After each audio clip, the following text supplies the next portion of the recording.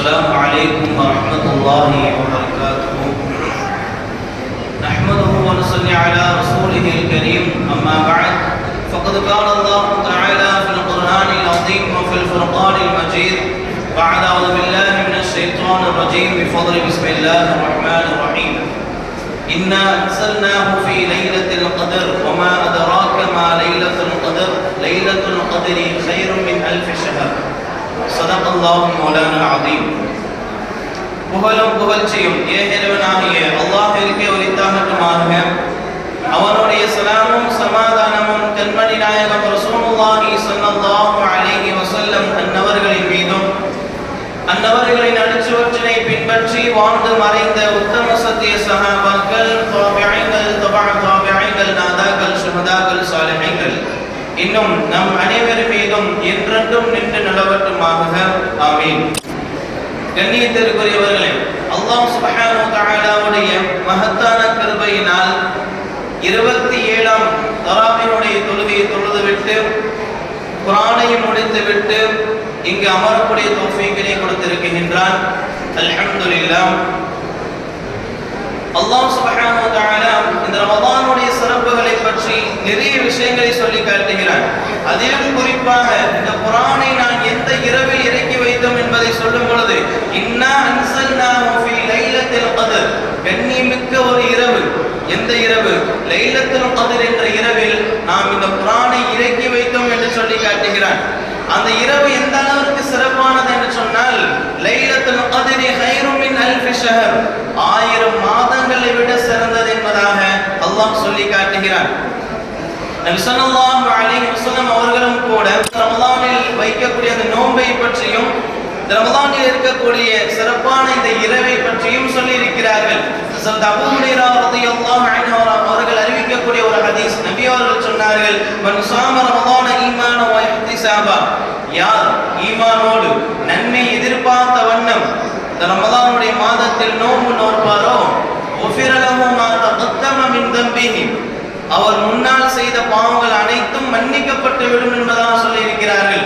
அதனை தொடர்ந்து நபி அவர்கள் சொன்னார்கள், வமன் காம லைலத்துல் கத்ரி ஈமான வ இஹ்திஸாபா, யார் ஈமானுடன் நன்மை எதிர்பார்த்து நன்மை ஆதரவு வைத்து லைலத்துல் கத்ர் என்ற இரவில் நின்று வணங்குவாரோ உஃபிர லஹு மா தகத்தம மின் தம்பிஹி, அவர் முன்னால் செய்த பாவங்கள் அனைத்தும் மன்னிக்கப்பட்டு விடும் என்பதாக நபி ஸல்லல்லாஹு அலைஹி வஸல்லம் அவர்கள் சொல்லி காட்டினார்கள்.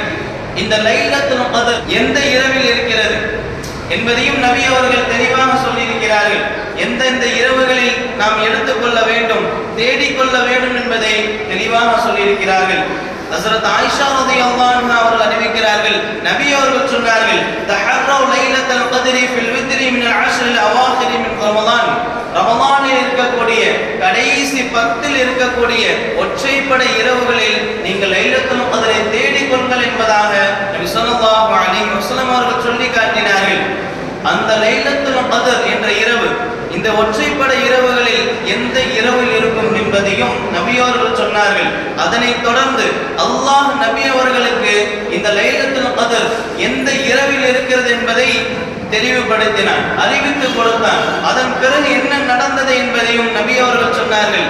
உபாதா இப்னு ஸாமித் রাদিয়াল্লাহு அன்ஹு அறிவிக்கிறார்கள், நபி அவர்கள் சொன்னார்கள், நான் உங்களுக்கு லைலத்துல் கத்ர் என்ற இரவை பற்றி உங்களுக்கு அறிவிப்பதற்காக வேண்டி நான் வந்தேன்.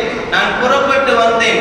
அந்த நேரத்தில் 2 மனிதர்கள் சண்டையிட்டுக் கொண்டிருந்தார்கள். இதன் காரணமாக அல்லாஹ் என்னுடைய மனதிலிருந்து அதை அகற்றி விட்டான், அதை எடுத்து விட்டான், அதை மறக்கடிக்க செய்து விட்டான் என்று சொல்லிவிட்டு நபி அவர்கள் சொன்னார்கள், அஸா அய்யகூன கைரல் லகும், இது உங்களுக்கு நலவானதாக கூட இருக்கலாம், இது உங்களுக்கு நலவானதாக கூட இருக்கலாம். நீங்கள் 25 அல்லது 27 அல்லது 29 இந்த 3 நாட்களை நபி அவர்கள் சொன்னார்கள். 25, 27, 29 இந்த 3 இரவுகளில் நீங்கள் என்ன செய்யுங்கள், லைலத்துல் கத்ரை தேடிக் கொள்ளுங்கள் என்பதாக நபி ஸல்லல்லாஹு அலைஹி வஸல்லம் அவர்கள் சொல்லி காட்டினார்கள். நபி ஸல்லல்லாஹு அலைஹி வஸல்லம் அவர்கள் சஹாபாக்களுக்கு சொன்னது மட்டுமல்லாது தானும் தன்னுடைய வாழ்க்கையில் அதை தேடிக்கொண்டார்கள். நன்மையை தேடுபவர்களாகத்தான் இருந்தார்கள். ஆயிஷா ரலியல்லாஹு அன்ஹா அவர்கள் சொல்லுகிறார்கள் நபியை பற்றி, நபி ஸல்லல்லாஹு அலைஹி வஸல்லம் அவர்கள் ரமலானுடைய இறுதி 10 வந்துவிட்டால் இல்ல தொடர்பை நிறுத்தி விடுவார்களாம். வீடுகளுக்கு செல்ல மாட்டார்கள், இறை தொடர்போடு இருப்பார்கள் என்பதாக ஆயிஷா ரலியல்லாஹு அன்ஹா அவர்கள் நபியை பற்றி சொல்லி காட்டினார்கள். அப்படி என்று சொன்னால் நாம் என்ன செய்ய வேண்டும்? இறைவனை தேட வேண்டும், அதிகம் அதிகம் தேட வேண்டும். குறிப்பாக இந்த லைலத்துல் கத்ர் என்ற இரவு மிகவும் உன்னதமானது. ஏன் இன்றைய இரவு லைலத்துல் கத்ர் என்று சொல்கிறார்கள்? அல்லாஹ் மறக்கடித்து விட்டான். நபி அவர்களும் பெரிதாக சொல்லவில்லை, ஒற்றைப்படை இரவுகளில் மட்டும் நீங்கள் தேடிக்கொள்ளுங்கள் என்று அல்லாஹ் நபி ஸல்லல்லாஹு அலைஹி வஸல்லம் அவர்கள் சொல்லி இருக்கிறார்கள். இந்த நிலையில் இன்றைய இரவு 27வது இரவு தான் லைலத்துல் கத்ர் என்ற இரவு. எப்படி நாம் தெரிந்து கொள்ள முடியும்? எப்படி அதை கன்ஃபார்ம் பண்ண முடியும்? இமாம்களுடைய ஏகோபித்த அந்த முடிவின் பிரகாரம் தான் இன்றைய இரவு லைலத்துல் கத்ராக இருக்கலாம். சஹாபாக்களும் என்ன சொல்லி இருக்கிறார்கள்? இன்றைய இரவு லைலத்துல் கத்ருடைய இரவாக இருக்கலாம் என்று சொல்லி இருக்கிறார்கள். குறிப்பாக இப்னு அப்பாஸ் ரலியல்லாஹு அன்ஹு, ஹஸ்ரத் இப்னு அப்பாஸ் ரலியல்லாஹு அவர்களுக்கு நபி ஸல்லல்லாஹு அலைஹி வஸல்லம் அவர்கள் இல்மை அதிகப்படுத்துவதற்கு அல்லாஹ்விடத்தில் துஆ செய்திருக்கிறார்கள். இப்னு அப்பாஸ் ரலியல்லாஹு அவர்களுக்கு தஃப்சீர் கலை வல்லுனர், முதன்மையானவர் என்று சொன்னால் ஹஸ்ரத் இப்னு அப்பாஸ் ரலியல்லாஹு அவர்கள் தான். ஹஸ்ரத் உமர் ரலியல்லாஹு அவர்கள் சஹாபாக்களை ஒன்றிணைத்து கேட்கிறார்கள், லைலத்துல் கத்ர் இரவு எப்போது என்று கேட்கிறார்கள். சஹாபாக்கள் எல்லாம் சொன்னார்கள், இறுதி பதிவில் இருக்கிறது, இறுதி 10 இருக்கிறது என்பதாக சொல்லி நிறுத்தி கொண்டார்கள். இதனை அடுத்து இப்னு அப்பாஸ் ரலியல்லாஹு அன்ஹு சொல்கிறார்கள், எனக்கு அந்த இரவு தெரியும் என்பதாக உமர் ரலியல்லாஹு இடத்தில் சொல்லும் பொழுது உமர் ரலியல்லாஹு அவர்கள் கேட்கிறார்கள், எந்த இரவு என்பதாக. அதற்கு இப்னு அப்பாஸ் ரலியல்லாஹு சொல்கிறார்கள், இந்த 27வது இரவு தான் லைலத்துல் கத்ர் என்று. இதனை அடுத்து உமர் ரலியல்லாஹு அன்ஹு சொல்கிறார்கள், எதன் அடிப்படையில் இதை நீங்கள் சொல்லுகிறீர்கள், இதுக்கு என்ன ஆதாரம் என்பதாக உமர் ரலியல்லாஹு அவர்கள் இப்னு அப்பாஸ் ரலியல்லாஹு இடத்தில் கேட்கும் பொழுது இப்னு அப்பாஸ் ரலியல்லாஹு அவர்கள் சிறந்த முறையில் சொல்லி காட்டினார்கள். அல்லாஹ் படைத்த வானமும் 7, அல்லாஹ் படைத்த பூமி 7, வாரத்தில் இருக்கக்கூடிய நாட்களும் அல்லாஹ் 7 நாட்களாகத்தான் படைத்திருக்கின்றான். அதனைத் தொடர்ந்து மனிதனை 7 மூல பொருட்களினால் படைத்திருக்கின்றான். அதனைத் தொடர்ந்து சஜ்தாவுடைய உறுப்புகள் 7 என்பதாக இப்னு அப்பாஸ் ரலியல்லாஹு சொல்கிறார்கள். 7 உறுப்பு சஜ்தாவுடைய உறுப்பு. அதனைத் தொடர்ந்து சொன்னார்கள், தவாஃபும் ஹஜ்ஜில் செய்கின்ற அந்த தவாஃபும் கல் எறிதலும் 7 தான். இதனுடைய அடிப்படையில் தான் நான் இதை சொல்கிறேன், இதன் அடிப்படையில் தான் நான் உறுதி எடுத்து சொல்கிறேன் என்பதாக இப்னு அப்பாஸ் ரலியல்லாஹு அவர்கள் சொல்லும் பொழுது உமர் ரலியல்லாஹு அவர்கள் ஏற்றுக்கொண்டார்கள். இப்படி இப்னு அப்பாஸ் ரலியல்லாஹு அவர்கள் ஏகோபித்த அந்த முடிவுதான் இன்று வரைக்கும், இமாம்கள் வரைக்கும் இன்றைய தினம் என்ன இரவாக இருக்கலாம், லைலத்துல் கத்ருடைய இரவாக இருக்கலாம் என்பதாக இமாம்கள் எல்லாம் ஏகோபித்த ஒரு முடிவாக இருக்கிறது. அந்த வகையில் தான் இன்றைய இரவு லைலத்துல் கத்ர் இரவாக இருக்கலாம். கண்டிப்பாக இருக்கும் என்று சொல்ல முடியாது. நாம் ஒற்றைப்படை இரவுகளில் அதை தேடிக்கொள்ள வேண்டும். அந்த ஒற்றைப்படை இரவுகளில் நின்று வணங்க வேண்டும். அப்படி நின்று வணங்கினால் நபி அவர்கள் சொன்னது போல நாம் செய்த முன் பாவங்கள் அனைத்தும் மன்னிக்கப்பட்டுவிடும். அப்படி ஒரு கால் இந்த லைலத்துல் கத்ரை நாம் அடைந்து விட்டால் என்ன செய்ய வேண்டும்? ஆயிஷா ரலியல்லாஹு அன்ஹா அவர்கள் கேட்கிறார்கள் நபியிடத்தில், யா ரசூலல்லாஹ், நான் இந்த லைலத்துல் கத்ருடைய இரவை நான் அறிந்து கொண்டால், நான் அதை அடைந்து கொண்டால் என்ன செய்ய வேண்டும் என்பதாக நபியிடத்தில் கேட்கும் பொழுது நபி ஸல்லல்லாஹு அலைஹி வஸல்லம் அவர்கள் துஆவை சொல்லி தருகிறார்கள். அல்லாஹும்ம இன்னக அஃபுன் துஹிப்புல் அஃவ ஃபஅஃபு அன்னி. யா அல்லாஹ், நீ மன்னிக்க கூடியவன், மன்னிப்பை விரும்புகின்றவன், என்னை மன்னித்து விடு என்ற ஒரு சிறிய துஆவை ஆயிஷா ரலியல்லாஹு அன்ஹா அவர்களுக்கு நபி ஸல்லல்லாஹு அலைஹி வஸல்லம் அவர்கள் கற்றுக் கொடுத்தார்கள். இந்த லைலத்துல் கத்ருடைய இரவை நாம் அடைந்தால் இந்த துஆவை ஓத வேண்டும் என்பதை நபி அவர்கள் சொல்லி தந்தார்கள். நபி ஸல்லல்லாஹு அலைஹி வஸல்லம் அவர்கள் துஆவிற்கு மிகப்பெரிய ஒரு முக்கியத்துவம் கொடுத்திருக்கிறார்கள். நபி அவர்கள் சொன்னக்கூடிய வார்த்தை அத்-துஆ முகுல் இபாதா, இபாதத்துடைய மூளை எது தெரியுமா? துஆ என்பதாக நபி ஸல்லல்லாஹு அலைஹி வஸல்லம் அவர்கள் சொல்லி காட்டினார்கள். இந்த லைலத்துல் கத்ருடைய சிறப்பு 83 ஆண்டு காலம், 83 ஆண்டு காலம் நமக்கு செய்கின்ற நன்மை நமக்கு கிடைக்கும். அப்படி என்று சொன்னால் நபி அவர்களே அதை தேடி இருக்கிறார்கள் என்று சொன்னால் நாமும் அதை தேடுபவர்களாகத்தான் நாம் இருக்க வேண்டும். குறிப்பாக இந்த இரவு என்ன இறங்கப்பட்டது? அல் குர்ஆன். இந்த குர்ஆனை இன்றோடு முடிக்கப்பட்டிருக்கிறது. ரமலானோடு நாம் முடித்துக் கொள்ளக்கூடாது. குர்ஆனை நாம் அதிகம் ஓத வேண்டும். குர்ஆன் என்பது அல்லாஹ்வுடைய பேச்சு, அல்லாஹ்வுடைய கலாம். குர்ஆனை ஓதுவது மட்டும் காணாது, குர்ஆனை ஆராய்ச்சி செய்ய வேண்டும். அல்லாஹ் சுப்ஹானஹு வ தஆலா தன்னுடைய பரிசுத்த வேதத்தில் சொல்லி காட்டுகிறான், அஃபலா யததப்பரூனல் குர்ஆன மஅலா குலூபின் அக்ஃபாலுஹா. அவர்கள் இந்த குர்ஆனை ஆராய்ந்து பார்க்க வேண்டாமா? அவருடைய இதயம், அவருடைய இருதயம் எல்லாம் பூட்டப்பட்டிருக்கிறதா என்று அல்லாஹ் கேட்கிறான். நாம் ஆராய்ச்சி செய்ய வேண்டும். ஒரு முஸ்லிம் குர்ஆனுக்கு செய்ய வேண்டிய கடமைகள் 8 இருக்கிறது என்பதாக அறிஞர்கள் சொல்லி காட்டுகிறார்கள். 8 விஷயமும் நாம் கடைபிடிக்க வேண்டும். 8 விஷயமும் நம்முடைய வாழ்க்கையில் இருக்க வேண்டும். முதலாவது விஷயம் என்னவென்று சொன்னால் குர்ஆனை ஈமான் கொள்ள வேண்டும். குர்ஆனில் இருக்கக்கூடிய ஒவ்வொரு வசனத்தின் மீதும் உறுதியான நம்பிக்கை இருக்க வேண்டும். காரணம், ஒவ்வொரு வரியும் ஒவ்வொரு வார்த்தையும் அல்லாஹ்வுடைய பேச்சு. இரண்டாவதாக தஜ்வீதோடு குர்ஆனை ஓத வேண்டும். தஜ்வீத் என்ற முறைப்படி இல்லாமல் இருக்கிறதுதான் மிகப்பெரிய ஒரு வேதனைக்குரிய ஒரு விஷயம். காரணம், நாம் எழுத்து உச்சரிப்பு இல்லாமல் நாம் குர்ஆனை ஓதினோம் என்று சொன்னால் குர்ஆனுடைய அர்த்தங்கள் மாறிவிடும். குர்ஆனுடைய அர்த்தங்கள் மாறிவிடும். இன்று ஓதப்பட்ட இறை வசனங்களில் ஒன்று சூரத்துல் ஃபலக். இந்த அத்தியாயத்தில் 2வது வசனமாக இருக்கக்கூடிய மின் ஷர்ரி மா ஃபலக். ஃபலக் என்ற வார்த்தை படைத்தான் என்ற அர்த்தம். ஃபலக் என்ற வார்த்தை அந்த ஹா என்ற அந்த உச்சரிப்போடு நாம் சொல்லும் போதுதான் படைத்தான் என்று வரும். அப்படி இல்லாமல் ஹலக் என்று சொல்லிவிட்டோம் என்று சொன்னால் சிறைத்தான் என்று வந்துவிடும். ஒரு சின்ன டிஃபரண்ட் தான். ஆனா என்ன ஆயிருது, அந்த எழுத்து அந்த அர்த்தமே மாறி போய்விடுகிறது. ஹலக் என்ற அந்த வார்த்தைக்கும் ஹலக் என்ற அந்த வார்த்தைக்கும் பெரிய வித்தியாசம் கிடையாது. ஆனால் அர்த்தத்தில் மிகப்பெரிய ஒரு வித்தியாசம். அல்லாஹ் படைப்பாளன், அல்லாஹ் தான் படைத்தவன் என்று சொல்லக்கூடிய இடத்தில் அல்லாஹ் சிறைத்தான் என்று சொன்னால் எப்படி அதுவும் ஏற்றுக்கொள்ள முடியும்? இந்த நிலையில் என்ன ஆகிவிடும் என்று சொன்னால் அது பாவமாக மாறிவிடும். பொதுவாகவே சில விஷயங்கள் இருக்கிறது.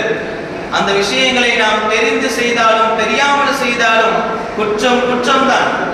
அந்த வகையில் நாம் குர்ஆனை தெரியாமல் தான் ஓதிவிட்டேன், எனக்கு பெரிதாக ஓத தெரியாது, எனக்கு சரியான முறையில் தஜ்வீதுடன் ஓத தெரியாது, உச்சரிப்போடு ஓத தெரியாது என்று சொல்லி நாம் சரியான முறையில் ஓதவில்லை என்று சொன்னால் பாவம்தான், குற்றம்தான். ஓதாமல் விடுவதும் பாவம்தான். ஓதுகின்ற நிலையில் உச்சரிப்போடு இல்லாமல் ஓதுவதும் மிகப்பெரிய ஒரு பாவம்தான். அந்த வகையில் அல்லாஹ் நம்மை பாதுகாக்க வேண்டும். மூன்றாவது, குர்ஆனை மனனம் செய்ய வேண்டும். ஸல்லல்லாஹு அலைஹி வஸல்லம் அவர்கள் சொல்லி காட்டினார்கள், யாருடைய உள்ளத்தில் குர்ஆனுடைய ஒரு சிறு பகுதி கூட இல்லையோ அவருடைய உள்ளம் ஒரு பாலடைந்த வீடு போன்று என்பதாக நபி அவர்கள் சொல்லி இருக்கிறார்கள். நாம் குர்ஆனை முழுவதும் மனனமாக்காவிட்டாலும், அதற்கான சூழ்நிலை ஏற்படாவிட்டாலும் நாம் சிறிதளவாவது குர்ஆனை மனனம் செய்திருக்க வேண்டும். இது நாம் குர்ஆனுக்கு செய்கின்ற கடமை. நான்காவது, குர்ஆனை அதிகம் ஓத வேண்டும். ரமலானுடைய மாதம் மட்டும்தான் நமக்கு ஓதக்கூடிய மாதம் கிடையாது. எல்லா மாதமும் எல்லா நேரத்திலும் நாம் இந்த குர்ஆனை ஓதிக்கொண்டே இருக்க வேண்டும். குர்ஆனை நாம் எந்த அளவிற்கு ஓதுகிறோமோ அந்த அளவிற்கு நாளை மறுமையில் நமக்காக வேண்டி ஷஃபாஅத் செய்யும். அந்த வகையில் குர்ஆனை நாம் அதிகம் ஓத வேண்டும். ஐந்தாவது, குர்ஆனுடைய விளக்கங்கள், குர்ஆனுடைய அர்த்தங்களை எல்லாம் நாம் தெரிந்து கொள்ள வேண்டும். குர்ஆனுடைய அர்த்தங்களை தர்ஜுமத்துல் குர்ஆனை எடுத்து பார்க்க வேண்டும். ஒவ்வொரு வார்த்தையிலும் அல்லாஹ் என்ன சொல்லி இருக்கிறார், எவ்வளவு வார்த்தைகளை சொல்லி இருக்கின்றார். குர்ஆனை நாம் திறந்து பார்த்தோம் என்று சொன்னால் தான் தெரியும். குர்ஆனை இன்று திறந்து பார்ப்பது கிடையாது, அதை ஓதுவது கிடையாது, அதனுடைய அர்த்தங்களை பார்ப்பது கிடையாது. இந்த நிலையிலே நம்முடைய மரணம் வந்துவிட்டால் குர்ஆனை கொண்டு நமக்கு எந்த ஒரு சிபாரிசும் கிடையாது. குர்ஆன் நமக்கு சிபாரிசு செய்ய வேண்டும் என்று சொன்னால் நாம் குர்ஆனை அதிகம் ஓத வேண்டும். குர்ஆனுடைய அர்த்தங்களை தெரிந்து அதை விளங்கிக் கொள்ள வேண்டும். ஒவ்வொரு வசனத்திலும் அல்லாஹ் நிறைய படிப்பினைகளை வைத்திருக்கிறான். அந்த வகையில் நாம் குர்ஆனுடைய அர்த்தங்களை விளங்கிக் கொள்ள வேண்டும். அதே வகையில் சிந்திக்கவும் வேண்டும். ஆறாவதாக படி அமல் செய்ய வேண்டும். குர்ஆனில் அல்லாஹ் என்னென்ன சொல்லி இருக்கிறானோ, என்னென்ன கட்டளையிட்டு இருக்கிறானோ அந்த வகையில் நாம் அமல் செய்து கொண்டே இருக்க வேண்டும். அல்லாஹ் தன்னுடைய குர்ஆனில் என்ன சொல்கிறான்? வமா கலகத்துல் ஜின்ன வல் இன்ஸ இல்லா லியஅபுதூன், ஜின்களையும் மனிதர்களையும் நான் வணங்குவதற்காக மட்டும்தான் படைத்திருக்கிறேன், வேறு எந்த ஒரு விஷயத்திற்கும் கிடையாது என்று சொல்லியிருக்கிறான். அந்த வகையில் நாம் அல்லாஹ்விற்கு அதிகம் அதிகம் இபாதத் செய்பவர்களாக, அல்லாஹ்விடத்தில் அமல்கள் செய்பவர்களாக நாம் ஆகிக்கொள்ள வேண்டும். நாம் குர்ஆனோடு படி நாம் அமல் செய்யும் பொழுது குர்ஆன் நமக்காக வேண்டி அல்லாஹ்விடத்தில் சிபாரிசு செய்யும். ஏழாவது விஷயம் என்னவென்று சொன்னால், குர்ஆனுடைய வார்த்தைகளை, குர்ஆனுடைய அர்த்தங்களை பிறருக்கு கற்றுக் கொடுக்க வேண்டும். நபி ஸல்லல்லாஹு அலைஹி வஸல்லம் அவர்கள் சொல்லி இருக்கிறார்கள், கைருக்கும் மன் தஅல்லமல் குர்ஆன வ அல்லமா, யார் உங்களில் சிறந்தவர் என்று சொன்னால் குர்ஆனை தானும் கற்று பிறருக்கும் கற்றுக் கொடுப்பவர் தான் உங்களில் சிறந்தவர் என்பதாக நபி ஸல்லல்லாஹு அலைஹி வஸல்லம் அவர்கள் சொல்லி இருக்கிறார்கள். அந்த வகையில் குர்ஆனை நாம் ஓத வேண்டும், நாமும் கற்றுக்கொள்ள வேண்டும். அதே சமயத்தில் பிறருக்கும் அதை கற்றுக் கொடுக்க வேண்டும். அப்படி செய்தால் தான் குர்ஆன் நமக்கு சிபாரிசு செய்யும். எட்டாவதாக குர்ஆனுக்கு நாம் கண்ணியம் செலுத்த வேண்டும். குர்ஆனை நல்ல முறையில் ஒரு உயர்வான நிலையில் தான் நாம் வைத்திருக்க வேண்டும். கையில சாதாரணமா பிடிச்சிட்டு போக கூடாது. குர்ஆன்ங்கிறது சாதாரண ஒரு விஷயம் கிடையாது. நான் முன்னாடி சொன்னது போல குர்ஆனுடைய ஒவ்வொரு வார்த்தையும் ஒவ்வொரு எழுத்தும் அல்லாஹ்வுடைய பேச்சு, அல்லாஹ்வுடைய கலாம். அதை நாம் எந்த அளவிற்கு கண்ணியம் செலுத்த வேண்டுமோ, எந்த அளவிற்கு ரெஸ்பான்ஸோட அந்த குர்ஆனை நாம் வச்சுக்கணும். அப்படி இருந்தால் இந்த 8 காரியமும் நம்ம இடத்தில் இருக்கக்கூடிய நிலையில் நாம் மரணம் வந்து விட்டால், நம் மௌத்தாய் விட்டால் என்ன ஆகும் என்று சொன்னால், நாளை மறுமையில் நமக்காக வேண்டி குர்ஆன் நமக்கு சிபாரிசு செய்யும். இந்த குர்ஆனை பற்றி, இந்த குர்ஆனை ஓதுவதை பற்றி நபி ஸல்லல்லாஹு அலைஹி வஸல்லம் அவர்கள் நிறைய விஷயங்களை சொல்லி இருக்கிறார்கள். ஆயிஷா রাদিয়াল্লাহு அன்ஹா அவர்கள் அறிவிக்கக்கூடிய ஒரு ஹதீஸ், நபி அவர்கள் சொன்னார்கள், குர்ஆன் ஓதுவதில் நன்கு தேர்ச்சி பெற்றவர் மலக்குகளோடு, ரஹ்மத்துடைய மலக்குகளோடு இருப்பார்கள். குர்ஆனை சிரமத்தோடு ஓதுபவர், சிரமம் இருப்பினும் அதை சிரமத்தோடு திக்கி திக்கி ஓதுபவருக்கு 2 கூலி இருக்கிறது என்பதாக நபி ஸல்லல்லாஹு அலைஹி வஸல்லம் அவர்கள் சொல்லி காட்டினார்கள். எனக்கு சரியான முறையில் ஓதும் வரவில்லை என்று சொன்னால் ஓதுவதற்கு என்ன முறையோ அதை நாம் கற்றுக்கொள்ள வேண்டும். அதை அப்படியே ஓத தெரியாது அப்படின்ட்டு சாதாரண விட்டுட்டு போயிடக்கூடாது. ஏன் அப்படின்னு சொல்லி சொன்னா, இழிவான மரணங்களில் ஒன்றுதான் குர்ஆன் ஓத தெரியாத நிலையில் மரணமாவது. இழிவான மரணம் என்பதாக உலமாக்கள் சொல்லி தந்திருக்கிறார்கள். அவர்கள் சொல்கிறார்கள், யாருடைய வீட்டில் சூரத்துல் பக்ரா ஓதப்படுமோ அவருடைய வீட்டில் ஷைத்தான் விரண்டோடி விடுவான் என்பதாக நபி ஸல்லல்லாஹு அலைஹி வஸல்லம் அவர்கள் சொல்லி இருக்கிறார்கள். அதற்கு முன்னதாக நபி அவர்கள் சொன்னார்கள், உங்களுடைய வீடுகளை நீங்கள் கபர்குழிகளாக, கபர்ஸ்தானாக மாற்றி விடாதீர்கள் என்பதை சொல்லிவிட்டு தான் இந்த வார்த்தையை சொல்லி இருக்கிறார்கள். அப்படி என்று சொன்னால் நம்முடைய வீடுகளை நாம் அதிகம் அதிகம் குர்ஆனை ஓத வேண்டும். இவ்வளவு சொன்னதை விடவும் மேலானது, சிறந்த ஒரு விஷயம் என்ன தெரியுமா? நபி ஸல்லல்லாஹு அலைஹி வஸல்லம் அவர்கள் சொன்னார்கள், குர்ஆனுடைய ஒரு முனை அல்லாஹ்வின் பிடியில் இருக்கிறது, அல்லாஹ்வுடைய கையில் இருக்கிறது, அதன் மறுமுனை உங்களிடத்தில் இருக்கிறது. நீங்கள் அதை பற்றி பிடிக்கும் காலமெல்லாம், அதை நீங்கள் ஓதும் காலமெல்லாம், அதன்படி நீங்கள் அமல் செய்யும் காலமெல்லாம் இந்த உலகத்தில் நீங்கள் இழிவாக மாட்டீர்கள், தோல்வி அடைய மாட்டீர்கள், நாளை மறுமையிலும் அழிந்து போக மாட்டீர்கள் என்பதாக நபி ஸல்லல்லாஹு அலைஹி வஸல்லம் அவர்கள் சொல்லி இருக்கிறார்கள். இதை விடவும் மேலானதாக நபி அவர்கள் சொல்லக்கூடிய வார்த்தை, இந்த திருக்குர்ஆனை வைத்தே சிலரை அல்லாஹ் உயர்த்துகிறான், சிலரை அல்லாஹ் தாழ்த்துகிறான் என்பதாகவும் நபி ஸல்லல்லாஹு அலைஹி வஸல்லம் அவர்கள் சொல்லி இருக்கிறார்கள். நாம் குர்ஆனை எந்த அளவிற்கு ஓதுகிறோமோ, எந்த அளவிற்கு மரணம் செய்கிறோமோ, எந்த அளவிற்கு கண்ணியப்படுத்துகிறோமோ, எந்த அளவிற்கு நம்மிடத்தில் குர்ஆனை வைத்துக் கொள்கிறோமோ அந்த அளவிற்கு இந்த உலகத்தில் அல்லாஹ் உயர்வை கொடுப்பான். அந்த அளவிற்கு அல்லாஹ் சுப்ஹானஹு வ தஆலா நாளை மறுமையில் நமக்கு மிகப்பெரிய ஒரு அந்தஸ்தை கொடுப்பான். அந்த வகையில் நாம் குர்ஆனை அதிகம் அதிகம் ஓதுபவர்களாகத்தான் நாம் இருக்க வேண்டும். குர்ஆன் என்பது மிகப்பெரிய முக்கியமானது. நபி ஸல்லல்லாஹு அலைஹி வஸல்லம் அவர்கள் சொல்லக்கூடிய வார்த்தை என்ன தெரியுமா? உங்களிடத்தில் நான் 2 விஷயங்களை விட்டு சொல்கிறேன், அதை பற்றி பிடிக்கும் காலமெல்லாம் நீங்கள் தோல்வி அடைய மாட்டீர்கள். நீங்கள் உலகத்திலோ நாளை மறுமையிலோ எந்த ஒரு விஷயத்திலும் நீங்கள் தோல்வி அடைய மாட்டீர்கள், எந்த ஒரு நிலையிலும் நீங்கள் அழிந்து போக மாட்டீர்கள் என்பதாக நபி அவர்கள் சொன்னார்கள். அந்த 2 விஷயங்கள், முதலாவது குர்ஆன், இரண்டாவது நபி ஸல்லல்லாஹு அலைஹி வஸல்லம் ஹதீஸ். இதில் முக்கியமானது குர்ஆன். நம்மிடத்தில் அதை எந்த அளவிற்கு வைத்திருக்கிறோம் என்பதெல்லாம் நாம் யோசித்து பார்க்க வேண்டும். நபி ஸல்லல்லாஹு அலைஹி வஸல்லம் அவர்கள் சொன்னதாக ஹஸரத் அபூ ஹுரைரா রাদিয়াল্লাহு அன்ஹு சொல்கிறார்கள், குர்ஆனை இந்த உலகத்தில் ஓதின ஒரு மனிதர் நாளை மறுமையில் அழைக்கப்படுவார்கள். அப்படி அழைக்கப்படும் பொழுது அந்த குர்ஆன் அந்த மனிதருக்காக, குர்ஆனை ஓதுபவருக்காக சிபாரிசு செய்யும். இந்த உலகத்தில் யார் குர்ஆனை அதிகமாக ஓதினாரோ அவருக்கு நாளை மறுமையில் அது சிபாரிசு செய்யும். இறைவனிடத்தில் சொல்லும், இறைவா இவருக்கு ஆடை அணிவித்துக் கொடு, இவருக்கு கிரீடத்தை கொடு என்பதாக அந்த குர்ஆன் சிபாரிசு செய்யும். அதனைத் தொடர்ந்து குர்ஆன் சொல்லும், இறைவா உன்னுடைய அருளை அவருக்கு கொடு, நீ அவருக்கு ரஹ்மத் செய் என்பதாக குர்ஆன் அந்த மனிதரை பார்த்து சிபாரிசு செய்யும். பிறகு அந்த மனிதரிடத்தில் சொல்லப்படும், நீங்கள் குர்ஆனை நிறுத்தி நிதானமான முறையில் நீங்கள் ஓதுங்கள் என்பதாக சொல்லப்படும்.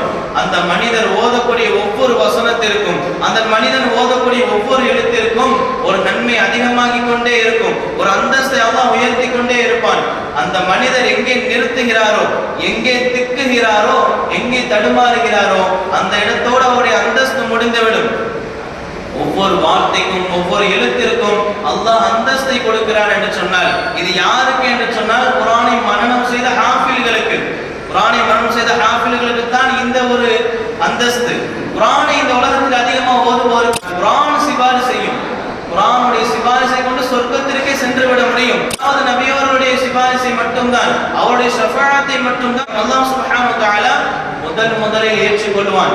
இரண்டாவதாக குர்ஆன் யாரை பார்த்து சிபாரிசு செய்கிறதோ, குர்ஆன் யாரை பார்த்து இவன் உலகத்தில் என்னை அதிகம் ஓதினான், இரவும் பகலுமாக ஓதினான் என்று யாரை பார்த்து குர்ஆன் சொல்கிறதோ அவருடைய சிபாரிசை, அந்த குர்ஆன் யாரை பார்த்து சொல்கிறதோ அவர்களை அல்லாஹ் ஏற்றுக்கொள்வான். மூன்றாவதாக இந்த குர்ஆனை தன் நெஞ்சில் சுமந்து கொண்ட அந்த ஹாஃபில்கள், அந்த ஹாஃபில்களுக்கு அல்லாஹ் சிபாரிசை ஏற்றுக்கொள்வான். அந்த ஹாஃபில் மூலமாக நம்முடைய குடும்பத்தில் ஒரு ஹாஃபில் கண்டிப்பாக இருக்க வேண்டும். காரணம் என்ன தெரியுமா? நபி ஸல்லல்லாஹு அலைஹி வஸல்லம் அவர்கள் சொன்னார்கள், நரகத்திற்கு என்றே உறுதி செய்யப்பட்ட, சொர்க்கம் ஹராமாக்கப்பட்ட ஒரு 10 நபர்களை ஒரு ஹாஃபில் சிபாரிசு செய்தால் அல்லாஹ் ஏற்றுக்கொள்வான். 10 நபர்களை அந்த ஹாஃபில் மூலம் சொர்க்கத்திற்கு செல்ல முடியும். 10 நபர்கள். அப்படி என்று சொன்னால் நம்முடைய குடும்பங்களில் ஒரு ஹாஃபில் இருந்தால் அவரை வைத்து, அவருடைய அந்த அந்தஸ்தை வைத்து, அவர் ஓதுகின்ற, அவர் மனனம் செய்த அந்த குர்ஆனை வைத்து